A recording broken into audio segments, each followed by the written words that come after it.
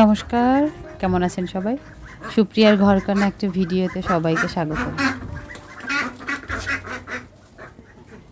হঠাৎ করে স্যারে ফোন করলো, বললো যে আমার নাকি ব্যাংকে যেতে হবে। তাই তড়িঘড়ি করে মাকে একটু খাইয়ে নিচ্ছি, আর এখানে আমিও ভাত নিয়ে বসছি। আমি একটা সিনেমা দেখতেছিলাম, ওটা দেখতেছি আর খেতেছি। আর এত বৃষ্টি হইতেছে, ঘর ভর্তি সব জায়গা শুধু জামা কাপড়ই ছড়াইয়া দিচ্ছি। আমি খাই তারপর বের হই। বারবার ফোন দিতেছে, বলছে যে আমাকে 1টার মধ্যে যাইতে, অলরেডি 12:30 বাজে। আমার শাশুড়িরে একবারে বাড়ির এইখা বের হইতে গেলে আমার একটা যুদ্ধ করে বের হইতে হয়। খাওয়াইয়া দাওয়াইয়া টিভিতে ধর্মীয় গান চালাই দিয়ে এইটা ওইটা বইলে বের হইতে হয়। হ্যাঁ, সাবধানে যাইও, নিচা রিক্সায় উঠো। মানে আমি বাইরে গেলে উনি প্রচণ্ড টেনশন করেন। আমি না, শুধু যে কেউ যদি বাইরে যায় ওনাকে বললে ওনার এরকম টেনশন হয়।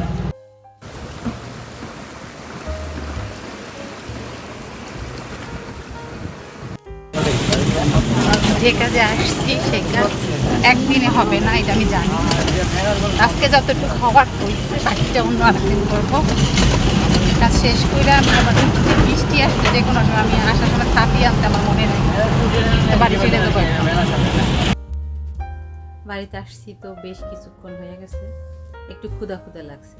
তো এই টাইমে আর খাওয়া যাবে না, তা আমি একটু কফি আর একটু বিস্কিট নিয়ে, আমি বিস্কিট বেসিক্যালি খাই না।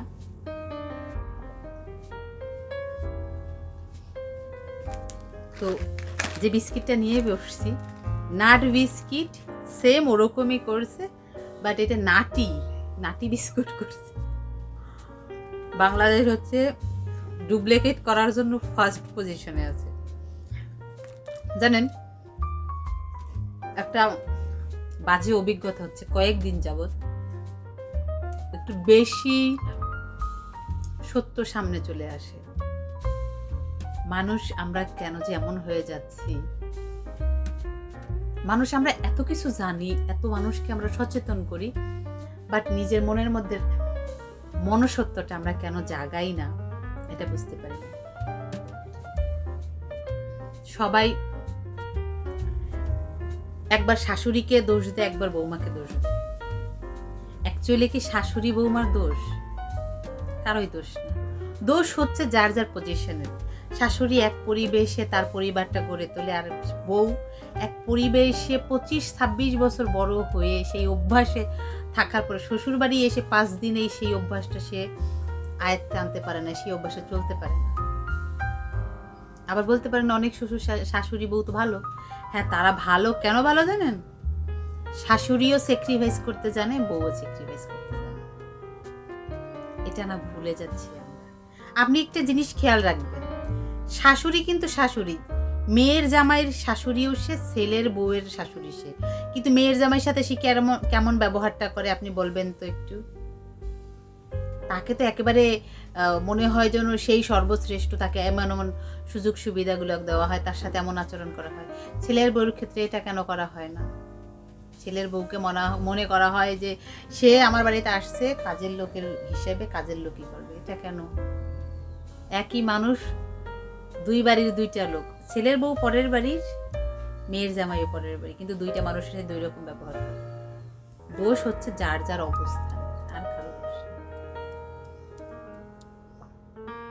মানে খুবই বাজে কিছু অভিজ্ঞতার সম্মুখীন হচ্ছি ইদানিং, তার জন্য কথাগুলো বললাম। বেসিক্যালি এমনভাবে তো কাউকে সামনাসামনি বলা যায় না, তাহলে খারাপ হয়ে যাবে, তার জন্য আপনাদের সাথে একটু শেয়ার করলাম। মাত্র আমার কফিটা শেষ হয়েছে, এর মধ্যেই সেই দুষ্টু মেয়েটা চলে আসছে, মানে আমার পাশের বাড়ির দেবরের মেয়েটা।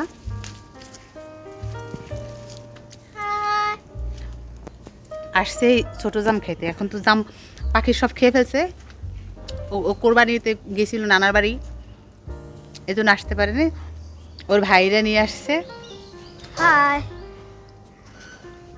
এখন 3 জনে মিলে খাই, আবার নিয়ে যাবে বাড়িতে নাকি কারা কারা আছে। কয়েকটা পেরে দিয়ে খেয়ে ফেলছে পাখিগুলোকে, অনেকটাই কম হয়ে গেছে এখন গাছে। ঠিক আছে, না আসলে তোর খবর আছে, একবার পিটানি মারবে। আমরা চলে যাই।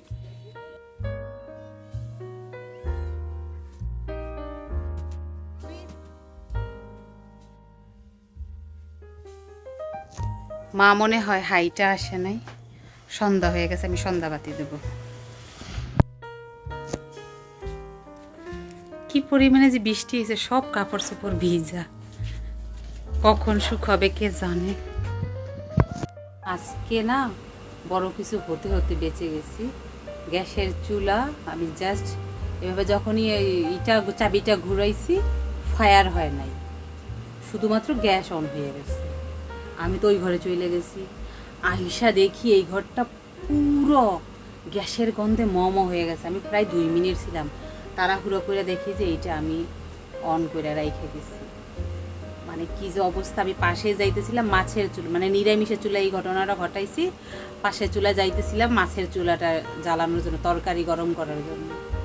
উপরওয়ালা বাঁচাইছে বেদম জোর। আচ্ছা যাই হোক, সব কিছু সামলাই ঠামলাই নিছি। এখন একটু মশলা করব। আমি যে মশলাটা কইরা রাখি, এটা করা থাকলে আমি খুব ইজিলি সব কিছু করতে পারি, খুব সহজেই। তাড়াহুড়োয় যে রান্নাগুলোকে আমার করা লাগে ওইগুলোকে আমি সব করতে পারি। তো একটু একটু মশলা করব। তারপরে নিয়ে আসছে, এটা হচ্ছে শিমের বিচি। এটা না হইলে আমার শাশুড়ির এবার ভালো লাগে না।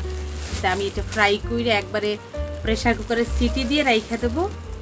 উপরে শোকলাটা সরাইয়া ডিপে বের করে শুধু তরকারিতে দেবো। নতুবা প্রত্যেক দিন রান্নার আগে এত 2টা ভাজো, ভাঙো, সিদ্ধ করো, এটা অনেক প্যারার। একবার এটা করলে শর্টকাটে হয়ে যাবে। আমি সবসময় চেষ্টা করি হাতের কাছে কিছু রাখতে, যাতে তাড়াহুড়োর সময় আমাকে অত বেশি টেনশন করতে হয় না। এগুলো করে আবার পরোটা বানাবো। অনেক দিন যাবতই বলতেছে পরোটার কথা, আমি অতটাও করে দিচ্ছি না, কারণ সেভাবে খাওয়া দাওয়া হইতেছে না, তার জন্য তাই আজকে একটু পরোটা করে দেবো। অনেকক্ষণ যেমন কারেন্ট চলে গেছে, কিচ্ছু করার নাই। কারেন্ট তো আর আমার কথা বুঝবে না, আর আমার সমস্যাগুলোকে দেখবে না। আমি এর মাঝখানে মাছের ফিলে ছিল কতগুলি, মানে কাঁটা ছাড়াই আর চামড়া ছাড়াই মাছ রাখছিলাম। সেই মাছটা আমি ম্যারিনেট করে রেখে সেইটা বাইজে ফেলছি। আর একটু ফ্রেঞ্চ ফ্রাই করবো আর এই পরোটা বানাবো। এই হচ্ছে আজকে রাতের মেনু। তা আমি এখন পরোটাগুলো ভাইজে নিতেছি, পরে গরম গরম ফ্রেঞ্চ ফ্রাই করব, তারপর সবাই মিলে খাবো একসাথে। আমি স্পেশালভাবে পরোটাগুলো ভাজতেছি, আমার এই চাপ দেওয়ার মতো কিছু না, তো আমি স্টিলের বাটি দিয়ে করে ফেলি। আমার শাশুড়ি একটু পোড়া পোড়া হইলে খুব পছন্দ করে, তার জন্য ওনার মতো করতেছি। যাই হোক, চলুন তাহলে ভিডিওটা আজকের মতো এখানেই শেষ করছি। যদি ভালো লেগে থাকে তাহলে অবশ্যই একটা লাইক করে দেবেন। আর ভিডিও সম্পর্কে কিছু জানার থাকলে অবশ্যই কমেন্ট করে জানাবেন। সবাই সুস্থ থাকবেন, ভালো থাকবেন, সাবধানে থাকবেন। দেখা হবে পরবর্তী আরও একটা ভিডিওতে। ততক্ষণের জন্য সবাই ভালো থাকবেন।